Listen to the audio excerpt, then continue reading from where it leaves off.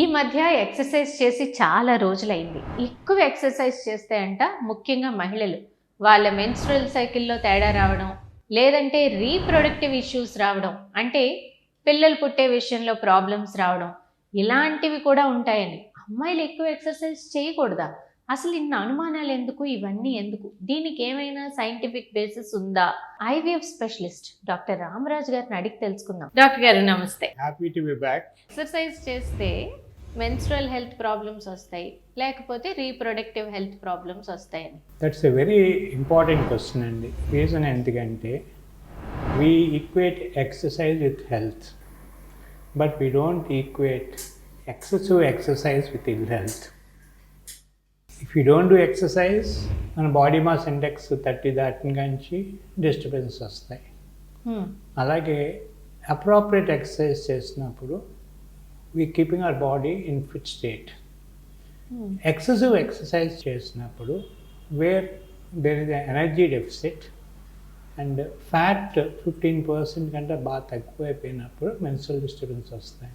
అంటే మహిళలు excessive exercise చేస్తే ప్రాబ్లమ్స్ ఉంటాయి, మోడరేట్ ఎక్సర్సైజ్ చేస్తే పర్వాలేదు. So for example the whole concept ఏంటంటే 1953లో a group of scientists have published the data. That was a surprise at that time. They linked excessive exercise in athletes to their menstrual cycles and prove hormonally what hormones are disturbed. If you see top performing athletes, thinga untaru, at a certain point their total fat percentage comes on way below the 15%. We think fat is ill health. Fat plays a vital role in many functions. Excessive fat and poor or deficient fat also affects reproduction. అంటే fat కూడా మంచిదే అంటారు, అంటే moderately. అంటే healthy fats. Cholesterol is a molecule which plays vital role in the body. A normal human being thinks cholesterol is bad. If cholesterol does not exist, we may not live. So cholesterol has a role. It has a role in transporting many messengers, proteins to different parts of the cell. Suppose high performing athletes or high performing sportsmen only, they do extreme levels of exercise where the muscles are built up, but the fat disappears. Fat disappears, they go into irregular cycles. Sometimes they go into absence of cycles, also called amenorrhea. మళ్ళీ అది stop చేసిన తర్వాత body fat regain చేసిన తర్వాత that function is regain. ఎథ్లెట్స్లో ఈ menstrual cycle రెగ్యులర్గా ఉండకపోవచ్చు, దానివల్ల రీప్రొడక్టివ్ హెల్త్ మీద ఇంపాక్ట్ ఉంటుంది.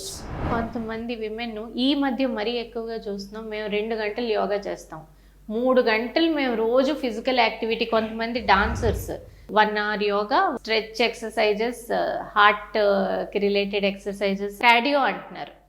సో వాళ్ళ మీద కూడా ఇంపాక్ట్ ఉంటుందా? అంటే exercise are define into low intensity, medium intensity and high intensity exercise.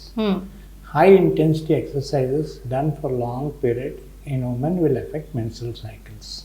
యోగాలో more in terms of stretching, then breathing exercises, and also toning of the body, and also certain amount of mental concentration exercises. Whereas in a dance, you are doing the number of muscle movements you do in a dance are limited, and you are not putting those exercises to extreme stretches. Whereas when you look at weightlifting or high intensity treadmill or any of this thing, you are literally burning out energy and you're producing energy deficit state for prolonged period of years, then your fat comes down. వాళ్ళకి చూస్తే skin చూసుకుంటే fat ఉండదు. sometimes they feel happy about it, but they also do not understand a human body needs a certain amount of weight, which is a BMI between 18 and 25. If we are becoming less than 18, we have health problems. Doctor గారు, away from the topic, వీళ్ళల్లో ageing కూడా తొందరగా ఉంటుందా? Excessive exercise చేసే వాళ్ళల్లో bone loss ఉంటుందని. Okay. ఇదివరకు ఏంటంటే ఓన్లీ ఉమెన్కి మెనోపాజ్ వస్తేనే బోన్ లాస్ ఉంటుంది. Extreme high intensity exercise, why I'm repeating the word is extreme high intensity exercise, there will be also drop in estrogens, okay, drop in amount of calcium absorption. They might also have bone loss. So a lot of athletes take bone supplementation also. If you really look at it, high intensity exercises ki they have an exercise doctor or a physiotherapist or a nutritionist who is aware of these problems. But it is never discussed in the media or interviews that they are going through menstruation, because even in Indian society or the global society, speaking about menstruation in public is a taboo. So that message is never conveyed that extremes of exercise produce menstrual disturbances. Okay doctor గారు, మీరు exercise అంటున్నారు, ఇప్పుడు urban సెక్టర్లో మాట్లాడుతున్నాం, కానీ రూరల్లో ఈ exercise చేసే కంటే కూడా ఒక శ్రామిక మహిళ పొలం పనులు చేయడం, ట్రైబల్ ఏరియాస్లో కర్రలు నెత్తి మీద పెట్టుకుని దూరం వెళ్ళడం, ఇవన్నీ కూడా ఇంటెన్సివ్ ఎక్సర్సైజ్ కిందకి వస్తాయా? హిస్టారికల్ పర్స్పెక్టివ్లో చూసుకుంటే మ్యాన్ ఎవల్యూషన్లో they use to go for hunting, they use to go for long walking, both men and women. అక్కడ it can be considered as moderate exercise. They never did extreme exercises to the point of exhaustion. So ఈ women ఉన్నారనుకోండి, they are doing their work which is energy expenditure. This can be considered as a mild form of exercise. But that is different from high intensity exercise. You are putting your body forcibly to spend energy in a small amount of time. That is never there in any mammals and also human beings. They never go for high intensity exercise. High intensity exercise every day for a specific purpose of weight loss is burning and producing less fat, and fat is important. So a worker or a lady doing household work or farm work is never an extreme exercise. Okay, Or అది high intensity exercise.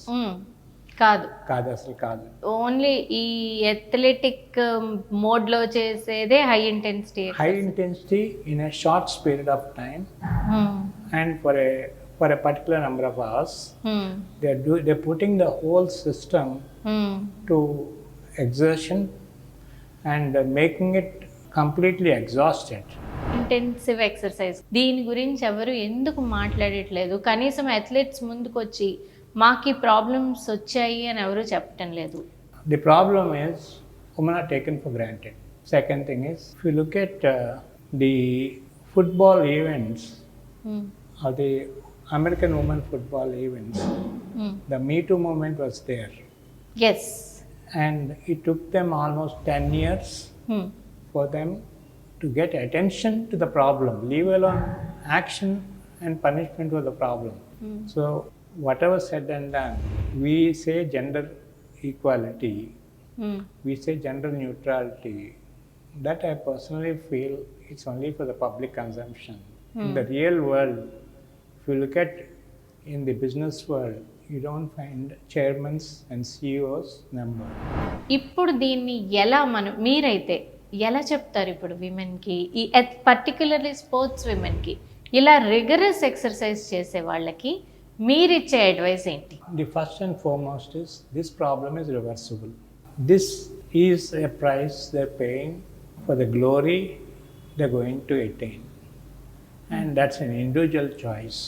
As long as they are informed that this risk is there, very few people leave the sports arena saying I have health issues. The only exception was in Japanese Olympics, where the American athlete said she is not emotionally fit to compete, and she was trolled again and again. Luckily, in this Olympics in French, she won a couple of awards. So even if they say, the society is not willing or ready to listen. Thank you, Dr. Garu, for giving information. It's a pleasure on this. indeed.